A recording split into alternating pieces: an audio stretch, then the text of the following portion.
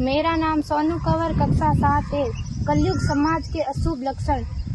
कुटुंब कम हुआ, संबंध कम हुआ, प्रेम कम हुआ, मर्यादा कम हुई, लाज लज्जा कम हुई, विनम्रता कम हुई, समर्पण कम हुए, पुस्तक वाचन कम हुआ, खान पान की शुद्धता कम हुई, बाल कम हुए, कपड़े कम हुए, नींद कम हुई, घी मक्खन कम हुआ, पीतल तांबे के बर्तन कम हुए, भाई भाई का प्रेम कम हुआ, सत्य कम हुआ, अतिथि कम हुए, धैर्य कम हुआ, श्रद्धा और विश्वास कम हुआ, बड़ों का सम्मान कम हुआ और भी बहुत कुछ कम हुआ, जिससे जीवन सहज था, सरल था। संतान को दोष न दे।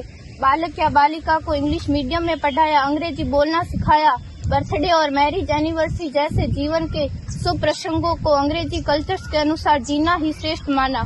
माता पिता को मम्मी डैड कहना सिखाया। जब अंग्रेजी कल्चर से परिपूर्ण बालक या बालिका बड़ा होकर आपको समय नहीं देता, आपकी भावनाओं को नहीं समझता, आपको तुच्छ मानकर आपसे जुबान लड़ाता, जब आपको बच्चे में कोई संस्कार नजर नहीं आता, तब घर के वातावरण को गमगीन किए बिना, संतान को दोष दिए बिना एकांत में जाकर रो लीजिएगा, क्योंकि पुत्र या पुत्री की पहली वर्षगांठ से ही भारतीय संस्कारों के बजाय, मंदिर जाने के बजाय केक कैसे काटा जाता है, यह सिखाने वाले आप और अम्मी है। जब बच्चा पहली बार घर से बाहर निकलता है तो प्रणाम और आशीर्वाद के बदले बाय बाय कहना सिखाने वाले आप और अम्मी है।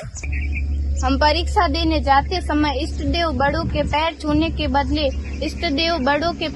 के बदले बेस्ट ऑफ लक कहकर परीक्षा भवन तक छोड़ने वाले आप और अम्मी है। बालक या बालिका के सफल होने पर घर में परिवार के साथ बैठकर खुशियां मनाने के बदले होटल में पार्टी मनाने की प्रथा को बढ़ावा देने वाले आप और अम्मी है। बालक या बालिका के विवाह के पश्चात कुल देवता देव दर्शन भेजने से पहले हनीमून के लिए फॉरेन टूरिस्ट स्पॉट भेजने की तैयारी करने वाले आप और अम्मी है। ऐसी कई ढेर सारी अंग्रेजी कल्चर्स को हमने जाने अनजाने स्वीकार कर दिया है।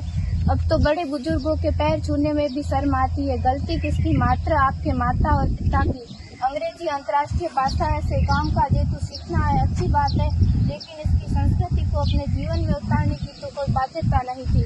अपनी समृद्ध संस्कृति को त्याग कर नैतिक मूल्यों, मानवीय संवेदनाओं से रहित अन्य सभ्यताओं की जीवन शैली अपनाकर हमने क्या पाया?